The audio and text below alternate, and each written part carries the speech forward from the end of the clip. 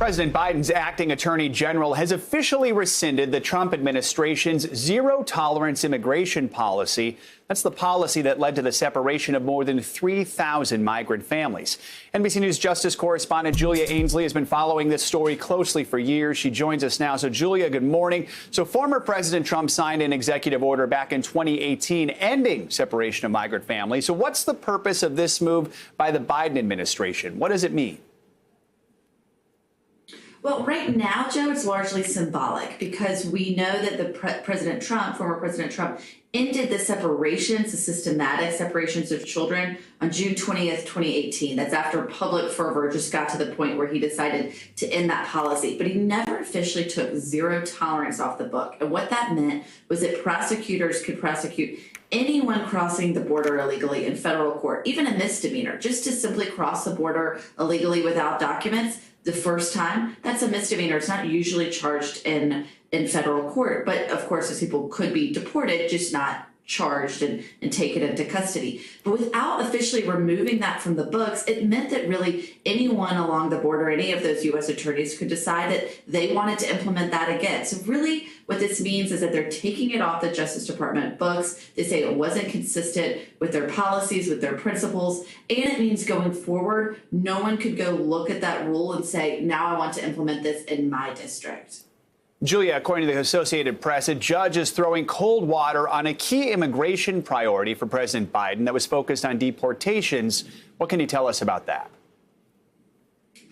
That's right. This judge is saying that the 100-day moratorium on deportation is unconstitutional. This is something we expected to see. We expected to see courts start to be the battleground for immigration policy. It was very similar under the Trump administration, but now we're seeing the challenges from the other side, from more conservative lawsuits trying to challenge the immigration policy, saying that this is going against law enforcement priorities and that it's actually challenging states if they're not able to deport people. But we'll have to see this play out as it gets risen to a higher level. And I would imagine that by the time it starts to play out, that 100-day moratorium might already be over, Joe. Yeah, President Biden is trying to get the legislative branch involved. He's made clear immigration is a top priority for his administration and has unveiled an immigration bill on his first day in office.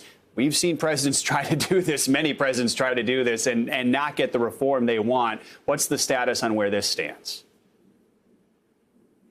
Well, they really are kind of shooting for the moon here. Last week, we got a briefing from Senator Menendez, who is the leader of this legislation that he's going to bring forward. But it's the White House's wish list. They want to include everything from a path to citizenship for all 11 million, estimated 11 million undocumented immigrants here, to also making things easier for children so that they can claim asylum before even having to make this dangerous journey to our border. Right now, we imagine that this could be DOA. They would have to get 9 or 10, depending on how you do this math, Republicans in the Senate to sign on to it. And it's not clear that they would do that. I mean, remember, Joe, immigration is one of the most politically divisive issues. It really seems surprising to start with this. But Joe Biden did commit on the campaign trail to delivering something on immigration day one. And so they're starting with this moonshot here. We'll see what it whittles down to in the end. I think in the end, after a lot of debate, what you could be left with is a deal on DACA, which is something that this administration has really been committed to. That's getting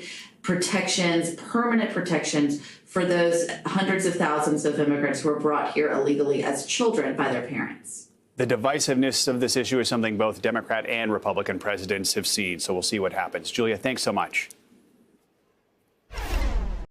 Hey, NBC News viewers, thanks for checking out our YouTube channel. Subscribe by clicking on that button down here and click on any of the videos over here to watch the latest interviews, show highlights, and digital exclusives. Thanks for watching.